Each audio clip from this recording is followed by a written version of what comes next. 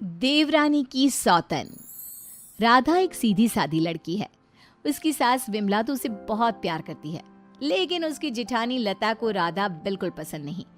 राधा अपने ससुराल में बहुत खुश थी, लेकिन उसकी ये खुशी ज्यादा दिनों तक नहीं टिकी, क्योंकि राधा का पति मिहिर उसकी सौतन ले आया। ये कौन है जी? आप किसको घर पर ले आए? ये इस घर की नई बहू और मेरी पत्नी सोनाली है। क्या आपने दूसरी शादी कर ली? ऐसा करते हुए आपको शर्म नहीं आई? आपने एक बार भी मेरे बारे में नहीं सोचा? ये क्या बोल रहा है बेटा? तेरी पहली पत्नी के होते हुए तू दूसरी शादी कैसे कर सकता है? कौन है ये चुड़ैल? निकाल इसे यहाँ से। माँ राधा, अब दोनों एक बात समझ लो। मैंने सोनाली से शादी अपनी मर्जी से की है, वो यहीं रहेगी। और राधा, तुम्हें यहाँ रहना है तो रहो, नहीं तो निकल जाओ यहाँ से। पर सोनाली अब यहीं रहेगी। राधा को मिहिर की बात सुनकर बहुत दुख हुआ।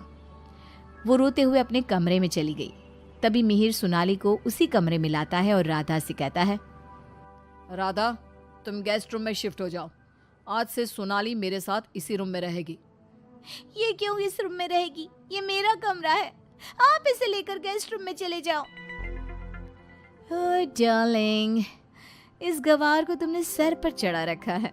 छोड़ो ना, हम दोनों गेस्ट रूम में ही चले जाते हैं। वैसे भी इस रूम का इंटीरियर डिजाइन मुझे खास पसंद नहीं आया।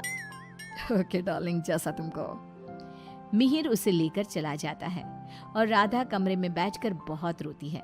तभी वहां पर विमला और लता आ जाती हैं।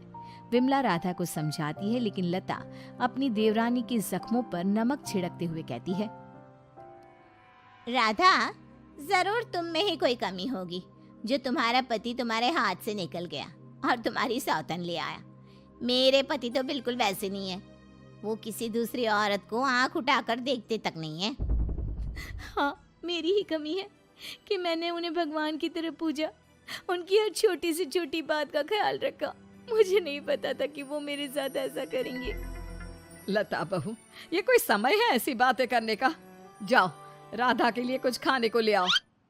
अगली सुबह सब बैठकर नाश्ता कर रहे थे। तभी सोनाली और मिहिर भी वहां आ गए। सोनाली कहती है, डार्लिंग, क्या यहाँ रोज इतना ही ऑयली ब्रेकफास्ट बनता है? मुझे इतना ऑयली खाने की आदत नहीं। सुबह कुछ हेल्दी फूड खाना चाहिए। आज तुम ये खा लो डार्लिंग, कल से तुम जो कहोगी इस घर में वही बनेगा। ओके डार्लिंग, मैं आज तुम्हें अपने हाथों से खाना खिलाऊंगी। सोनाली मिहिर को अपने हाथों से खाना खिलाती है। ये देखकर राधा को बहुत दुख होता है। उसके बाद मिहिर अपने ऑफिस चला जाता है। तब लता सोनाली से कहती है, सोनाली, कैसा लगा तुम्हें अपना ससुराल? अच्छा है, लेकिन यहाँ कोई भी मुझे पसंद नहीं करता। पसंद तो मुझे भी कोई नहीं करता। सब उस राधा के आगे पीछे ही घूमते हैं। चलो छोड़ो इन बातों को, आओ मैं तुम्हें घर दिखाती हूँ। लता सोनाली से बहुत बातें करती है। जब मिहिर घर पर नहीं होता तो दोनों आपस में घंटों बातें करती। लता और सोनाली की नज़दीकियाँ देखकर विमला सोचती है, ये लता बहू हमेशा सोनाली से गुड़ पर चींटी की तरह क्यों चिपकी रहती है? राधा से तो कभी इसने ढंग से बात भी नहीं की। राधा भी तो इसकी देवरानी है और ये देवरानी से बोलती तक नहीं, लेकिन देवरानी की सौतन से चिपकी रहती है। विमला ये सब सोच ही रही होती है कि तभी वहां राधा आकर पूछती है, माँ जी, आज रात के खाने में क्या बनाऊं? अरे राधा, मुझसे क्या पूछ रही है? अपने पति से पूछ। मिहिर जी। राधा कुछ बोल पाती इससे पहले ही मिहिर बोल पड़ता है, माँ, मैं और सोनाली आज शाम मूवी देखने जाएंगे और डिनर भी बाहर करेंगे, तो आप हमारे लिए कुछ मत बनाना। ये बोलकर मिहिर वहां से चला जाता है। राधा रोते हुए अपनी सास से कहती है, देखा माँ जी आपने, आप ये मुझसे बात करना भी पसंद नहीं करते। ये मेरे साथ ऐसा बर्ताव करते हैं जैसे मैं इस घर में रहती ही नहीं हूँ। अरे ना ना बेटा, रो मत तू। उस सोनाली का जादू इसके सर से उतरेगा ना तो ये फिर से तुम्हारे पास ही आएगा। शाम को मिहिर सोनाली को आवाज देता है, सोनाली, सोनाली जल्दी बाहर आओ। इतनी देर करोगी तो मूवी शुरू भी हो जाएगी। ओहो डार्लिंग, तुम तो तैयार भी नहीं होने देते। देखो कैसी लग रही हूँ मैं। हमेशा की तरह बहुत खूबसूरत। अब चलो जल्दी करो, बहुत देर हो रही है। मिहिर सोनाली के साथ चला जाता है। ये सब देखकर राधा बहुत रोती है। इसी तरह एक दिन सभी बैठकर खाना खा रहे होते हैं कि तभी मिहिर सोनाली से कहता है, सोनाली, कल मैं ऑफिस नहीं जाऊंगा, कल हम शॉपिंग पर जाएंगे। ठीक है डार्लिंग। बेटा, राधा को भी शॉपिंग पर ले जा, उसके सारे कपड़े पुराने हो गए हैं और वो दिन भर घर के कामों में लगी रहती है, कहीं बाहर ही नहीं जाती। बाहर जाएगी तो उसका मन भी बहल जाएगा। क्या कह रही हो माँ?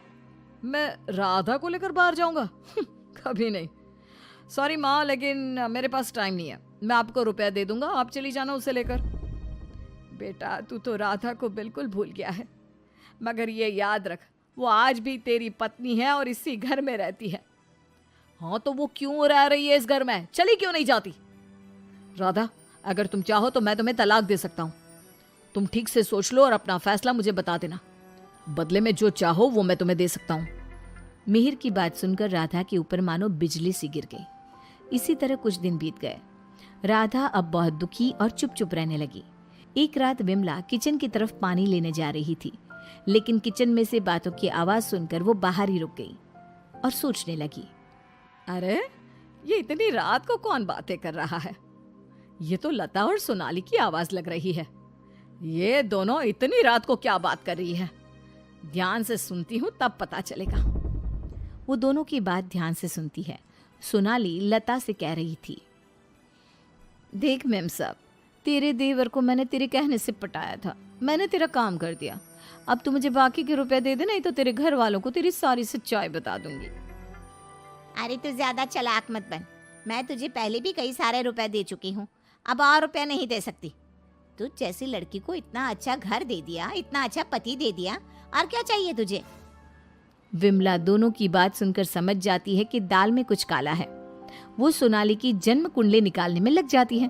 तब उसे सोनाली की सच्चाई पता चलती है।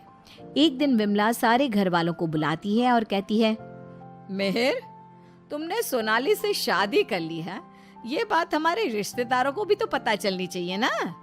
मैं तुम दोनों की शादी की खुशी में एक छोटा सा प्रोग्राम करना चाहती हूँ, जिसमें मैं सारे रिश्तेदारों को बुलाऊंगी। सोनाली, तुम भी अपने रिश्तेदारों का नाम और पता बता दो, मैं खुद उन्हें निमंत्रण भेजूंगी। ये सुनकर सोनाली घबरा जाती है। तभी मिहिर कहता है, माँ, सोनाली का कोई रिश्तेदार यहाँ नहीं रहता, वो सब अमेरिका में रहता है। सोनाली खुद अमेरिका से आई है, इसलिए आप बस हमारे रिश्तेदारों को ही इनवाइट कर दीजिए। मेहर, तुम बहुत भोले हो, तभी तो इस 420 सोनाली ने तुम्हें आसानी से बेवकूफ बना दिया। यह कोई अमेरिका से नहीं आई, ये जेल से आई है, और इसके घर वाले भी एक नंबर के चोर है। ये और इसके घर वाले लोगों को बेवकूफ बनाकर घर लूट कर ले जाते हैं, और इसको तुम्हारी जिंदगी में लाने वाली है लता। लता, अब तुम बताओ, क्यों किया तुमने ऐसा? हाँ, मैंने ही सोनाली को रुपए दिए थे कि वो मिहिर को अपने प्यार के जाल में फंसा ले और मेरी देवरानी की सौतन बनकर इस घर में आ जाए। लेकिन भाभी, आपने ऐसा क्यों किया? क्योंकि मैं जलती थी तुमसे। घर के सभी लोग और माँ तुमसे प्यार करते थे, मैं तुमसे बदला लेना चाहती थी, इसलिए मैंने ऐसा किया। भाभी, आपको शर्म आनी चाहिए। आपने मेरा घर बर्बाद किया, मैं आपको कभी माफ नहीं करूंगी। सारी सच्चाई जानने के बाद मिहिर सोनाली को घर से निकाल देता है और राधा से माफी मांगता है।